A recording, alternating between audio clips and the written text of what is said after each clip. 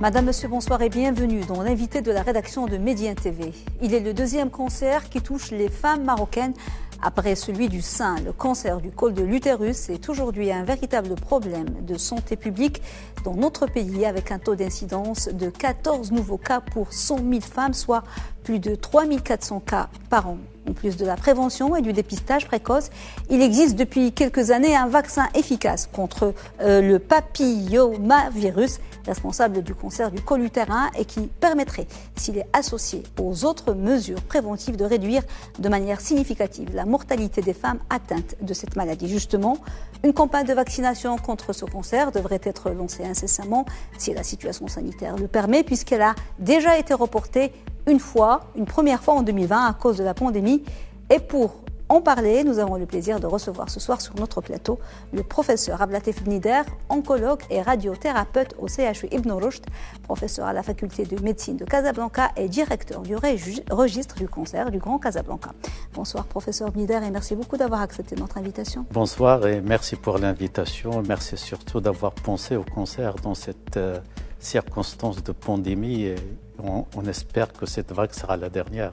Nous l'espérons tous, parce que beaucoup de maladies chroniques et graves ont été un petit peu négligées à cause de la pandémie, alors que les gens meurent tous les jours du cancer, des maladies cardiovasculaires et autres maladies. Exactement.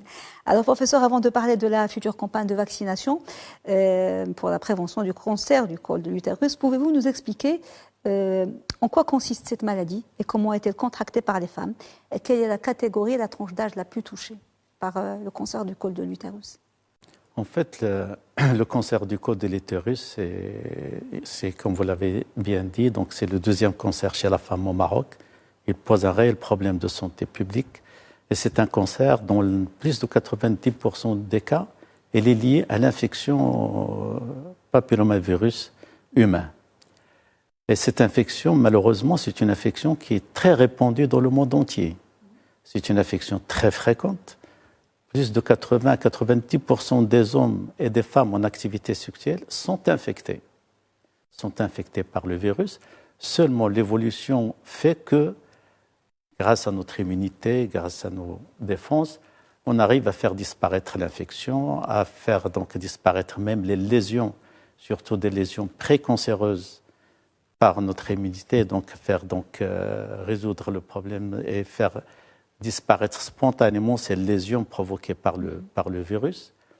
Mais il y a des situations où le virus il est tellement oncogène, tellement virulent. Il y a plusieurs types, parce que dans le virus HPV, il y a presque 200 types d'HPV. Donc, quand il y a plusieurs types d'infections à répétition, etc., et quand il y a un problème d'autres infections aussi, des autres infections sexuellement transmissibles, quand elles sont associées, tout ceci fait que parfois donc, cette infection va persister et la lésion provoquée par cette infection va évoluer. Elle passe d'une lésion précancéreuse et si on ne fait rien, donc elle va évoluer vers le cancer. Et c'est comme ça que le cancer va se développer et on aura donc un cancer du col de l'utérus. Et si on ne fait pas de diagnostic précoce, etc., on va arriver au stade qu'on voit actuellement. Donc, d'où l'importance de ne pas sous-estimer les MST ou les problèmes gynécologiques. Il faut les traiter au début parce que ça peut se développer en cancer. Absolument. Alors, quel est aujourd'hui, professeur, l'état des lieux de cette maladie au Maroc, sa prévalence et son évolution ces dernières années? Avons-nous des statistiques actualisées à ce sujet? Oui, bien sûr. Il y a les chiffres de à peu près 3400. C'est une maladie qui évolue malheureusement au Maroc. Si on voit l'évolution du cancer du col de l'utérus, si on revient beaucoup plus en arrière, par exemple le centre de traitement des cancers à Casablanca, c'est un centre qui existe depuis 1929. Quand on voit les publications qui ont été faites dans les années 40, les années 50, par les médecins qui étaient à l'époque, et d'ailleurs donc sur une revue qui s'appelle Maroc Médical. Le cancer du col utérus, il représentait 30% des cancers de la femme au Maroc. Il était presque le seul cancer chez la femme au Maroc, dans les années 40 et les années 50. Au fur de l'évolution donc socio-économique dans le pays, donc on a assisté à une diminution. Et on a assisté aussi au fait que le cancer du sein, il a dépassé le cancer du col de l'utérus. C'est la raison pour laquelle actuellement on dit que c'est le premier cancer de la femme, c'est le cancer du sein. Mais en fait, c'est juste parce qu'il a augmenté d'une façon très importante. Et le cancer du col reste encore fréquent. Vous avez rapporté donc une incidence de 14 pour 100 000 femmes. C'est ce qu'on avait donc dans l'avant-dernier registre. Mais là, on vient donc de finir le dernier rapport du registre des cancers du Grand Casablanca. Et d'ailleurs, heureusement, on a trouvé qu'actuellement, cette incidence, elle a baissé. Et on est à 10 nouveaux cas pour 100 000 femmes. On n'est plus à ces chiffres qu'on avait il y a quelques années. Donc là, les chiffres ont baissé. On est presque à 10 nouveaux cas pour 100 000 femmes actuellement. On constate qu'il y a une baisse, mais ceci, elle est beaucoup plus. Parce que pour diminuer l'incidence, elle ne peut pas diminuer comme ça si on n'a pas de programme de lutte contre le cancer, si on n'a pas un plan national de prévention et de contrôle du cancer. Oui. Heureusement, au Maroc, depuis 2010, donc, il y avait le premier plan. Oui. Actuellement, donc, on est au stade du deuxième plan. Oui. Il y avait plein de campagnes qui ont été faites depuis les années 2005-2006, des campagnes de sensibilisation, la mise donc, en place des centres de dépistage, ce qui fait que tout ça donc, commence à avoir, on commence à voir le bénéfice de toutes ces actions. Donc le dernier chiffre, c'est la prévalence, c'est 10%, on a baissé. Elle a baissé l'incidence, oui. Alors, il y a une dizaine d'années, justement, d'après des chiffres, les 2 tiers des patientes atteintes de cette maladie arrivaient pour être prises en charge à un stade très avancé, ce qui compliquait et minimisait leurs chances de guérison. Qu'en est-il aujourd'hui ? La prévalence a baissé. Est-ce que, justement, les femmes viennent à des stades un peu précoces, vous constatez ? Ça, d'ailleurs, nous l'avons constaté pour tous les cancers. Parce que grâce aux campagnes de sensibilisation, mais aussi grâce à l'accès aux soins. Parce qu'il ne faut pas oublier qu'avant 2005, au Maroc, un malade atteint du cancer, pour se faire traiter, il doit se déplacer soit à Casablanca ou à Rabat.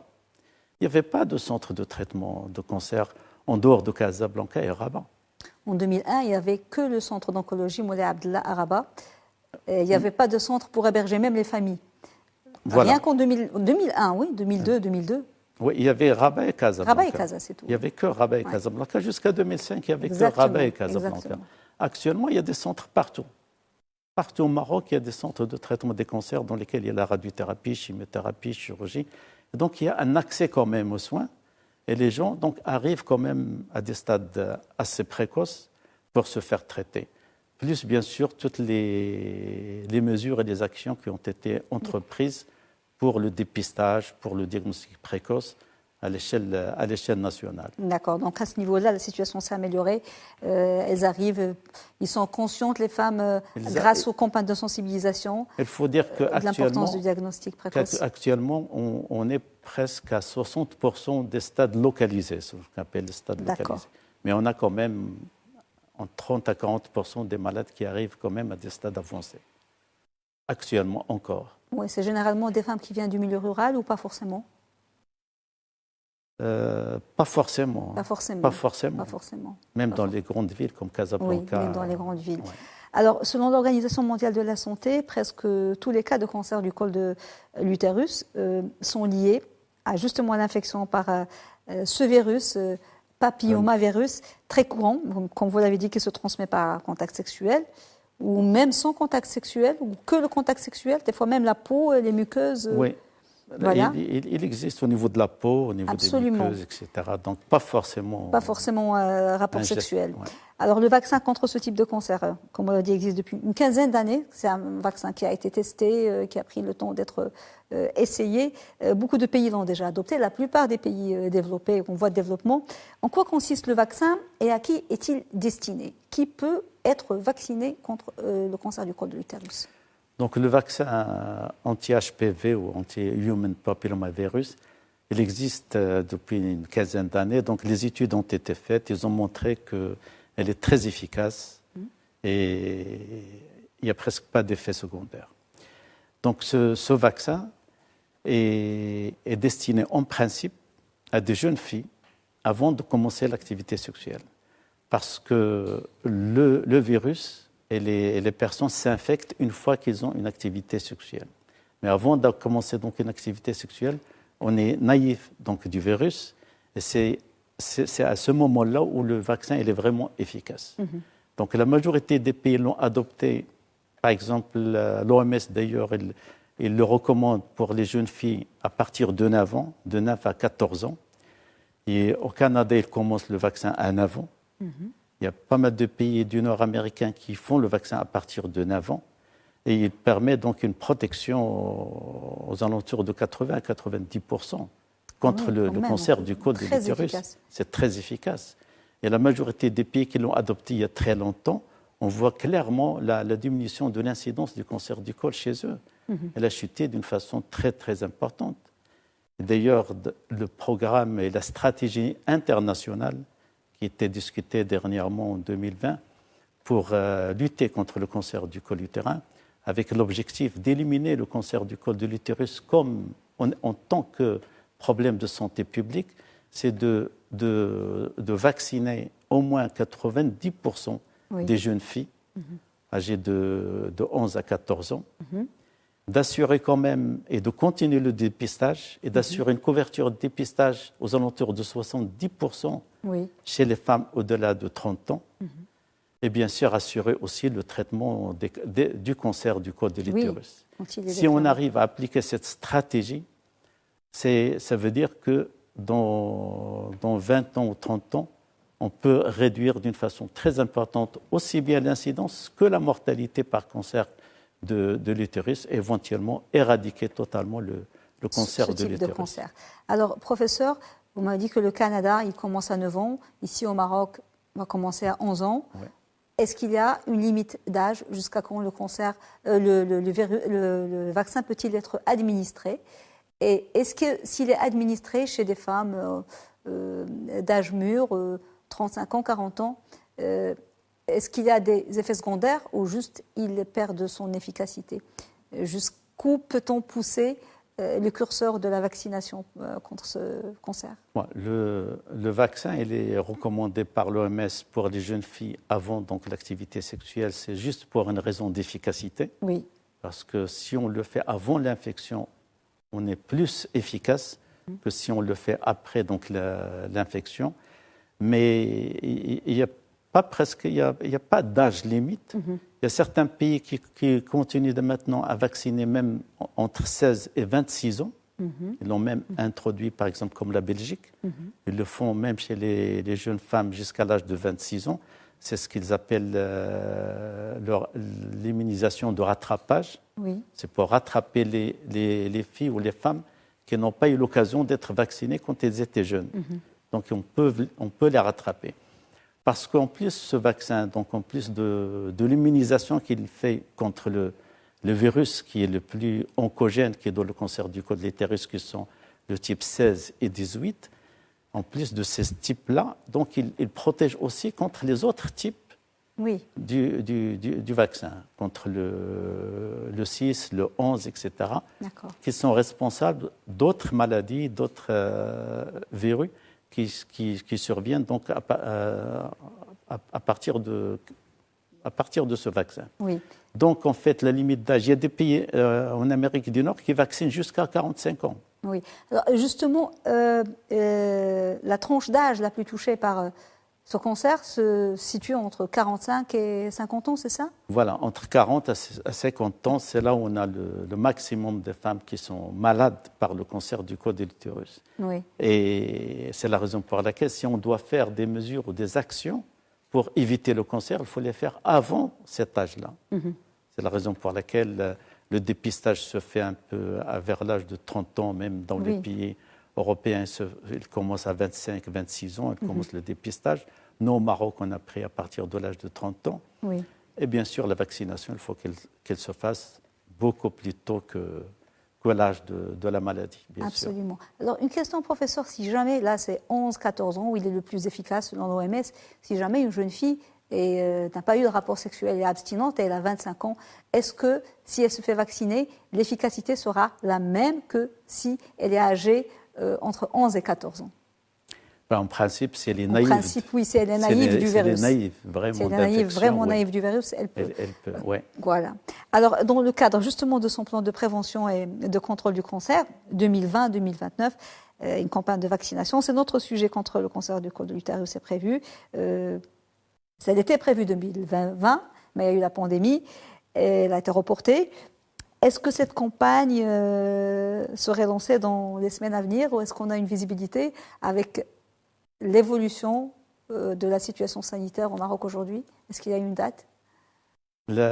Effectivement, le problème donc, de la vaccination, surtout le démarrage de la vaccination anti-HPV, elle a été retardée au Maroc.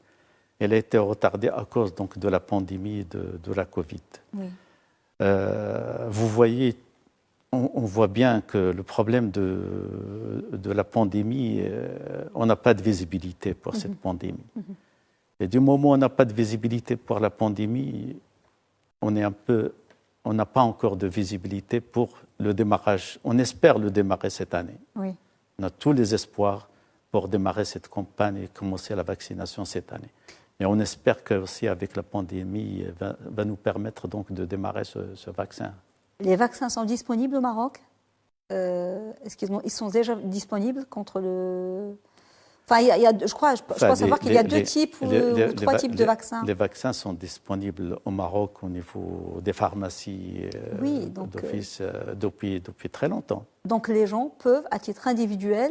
Ah oui, il y a beaucoup de familles qui vaccinent leurs enfants. Il y a des médecins qui vaccinent leurs enfants depuis quelques années. Le vaccin, il est disponible. Parce que il y a, sur ce plan, la majorité des gens ignorent qu'il y a un vaccin. Il y a 3 vaccins qui sont disponibles au Maroc, qui sont commercialisés. Donc, c'est des vaccins il y a le bivalent, il y a le quadrivalent, il y a même ce qu'on appelle donc avec 9 types d'HPV. Tous ces vaccins sont disponibles. Les gens, normalement, on encourage donc tous les parents qui ont les moyens, qui ont une couverture, donc de vacciner leurs filles. Est-ce qu'ils sont chers ou ils sont accessibles? Ils sont un petit peu chers par rapport aux autres vaccins du carnet vaccinal normal Oui, le problème, c'est qu'avant, on faisait 3 doses. Actuellement, les recommandations, c'est de faire que 2 doses. D'accord. Et donc, 2 doses, c'est beaucoup moins cher que 3 doses. Et je pense que le prix actuellement, le prix par vaccin ou pour les 2 doses, ça doit être aux alentours de 2200, 1300 dirhams. D'accord. Donc je comprends que ce n'est pas toutes les catégories de la population qui peuvent. Alors justement, d'où l'intérêt de cette campagne de vaccination. Est-ce qu'elle sera gratuite? Oui, la campagne de vaccination que prévoit donc le ministère de la Santé en collaboration avec la Fondation Al Salman, c'est que la vaccination, elle rentre même dans le programme d'immunisation national, le programme qui existe déjà, qui marche bien. Et dans ce programme, on veut introduire donc la vaccination anti-HPV. On espère qu'elle sera lancée incessamment. Si elle est lancée bientôt, dans les semaines ou les mois à venir, comment elle va se décliner? Est-ce qu'il y a déjà un programme, un plan? On va commencer par les grandes villes, les petites villes, il y aura des caravanes, comment ça va se passer? On ne peut pas donner le détail de la vaccination, mais tout ce qui est prévu donc, dans le programme et selon le plan cancer, donc le deuxième plan cancer, le plan national de prévention et de contrôle du cancer, dernièrement, donc, qui a mis en priorité donc, la vaccination anti-HPV, c'est d'introduire cette vaccination dans les programmes de la vaccination. Ça peut être dans les établissements scolaires, comme ça se faisait vacciner ça se fait les dans enfants. Les centres de santé. Les centres de santé. C'est dans les centres de santé. Et ça va commencer, je pense, quand elle va commencer partout au Maroc. D'accord. Donc, cette campagne, professeur, cible aussi les femmes plus âgées, mais qui ont dépassé l'âge d'être vaccinées. Qu'est-ce qui est prévu pour ces catégories? Le frottis, la prévention, parce que les gens oublient qu'il s'agit d'une MST. Il faut encourager pour le frottis, très important. Oui. Maintenant, il y a la stratégie globale de lutte contre le cancer. Dans cette stratégie globale, il attaque en fait le problème du cancer du col de l'utérus depuis la prévention jusqu'aux soins palliatifs, sur toutes les étapes de l'évolution de la maladie. Depuis la prévention, donc, cette stratégie, pour qu'elle soit efficace, donc, il faut prévoir, donc, vacciner au moins, arriver à une vaccination de 90% des filles âgées de 11 ans jusqu'à 14 ans. À assurer aussi le dépistage de 70% des femmes, au moins une fois dans la vie, toutes les femmes qui ont plus de 30 ans jusqu'à l'âge de 49 ans. Et le dépistage, la différence entre le dépistage qui est prévu donc, après la vaccination, c'est un dépistage par le test HPV et non pas le frottis cervico-vaginal. Ah, d'accord. Ça va changer. Ça va changer. Ça va changer parce que ce qui est prévu aussi par l'OMS et par les recommandations internationales, lorsqu'on passe à la vaccination, il faut aussi chercher l'infection HPV. Quand on fait le dépistage par le test HPV, on peut donc prévoir la maladie un peu plus tôt que lorsqu'on fait le frottis cervico-vaginal. C'est plus efficace par le test HPV. D'accord. Et de même, pour le traitement aussi, il faut assurer au moins le traitement de 90% des patientes qui ont le cancer du col de l'utérus. Et ça, actuellement, est possible au Maroc, parce que les centres de traitement maintenant existent partout. Même à l'Ayoun, il y a un centre, à Bni Mellal, Hoceima, Tanger, partout au Maroc. Il y a des centres de traitement des cancers. Et c'est des centres qui peuvent prendre en charge le cancer du col de l'utérus. Et donc, on estime qu'actuellement, on peut assurer donc, la prise en charge de 90% de traitement des malades qui ont le cancer du col de l'utérus. Pour finir, professeur, quel message voudriez-vous adresser aux vaccinosceptiques? Et vous m'avez dit qu'il y a des médecins vaccinosceptiques, des pédiatres qui doivent jouer un grand rôle pour les convaincre de l'importance de faire vacciner leurs filles pour les familles et au corps médical d'encourager les familles. Vous avez un message à leur adresser parce qu'il y a encore des gens qui ont peur de ce vaccin. En fait, c'est pour une fois qu'on a un vaccin qui nous permet d'éviter un cancer. C'est le seul. C'est le seul vaccin qui permet d'éviter le cancer. Donc, tout le monde a la phobie du cancer. Tout le monde croit que le cancer est une maladie mortelle, quoique ce n'est pas une maladie mortelle et qu'on peut traiter. Mais quand même, on a à notre disposition ce vaccin pour éviter et probablement dans l'avenir, si on arrive vraiment à appliquer la stratégie dont j'ai parlé, on peut, dans les 50 années qui vont venir, vraiment éradiquer le cancer du col de l'utérus. Et c'est possible. Et c'est possible si on adopte donc la vaccination, le dépistage et la prise en charge adéquate du cancer du col de l'utérus. On peut complètement l'éradiquer. Merci beaucoup, professeur Abdeltif Bnider, pour cet éclairage. Je rappelle que vous êtes oncologue et radiothérapeute au CHU Ibn Rushd, professeur à la faculté de médecine de Casablanca et directeur du registre du cancer du Grand Casablanca. Merci beaucoup. Merci à vous. Merci. Madame, monsieur, merci beaucoup de nous avoir suivis. Excellente suite des programmes sur Média TV. Très belle soirée.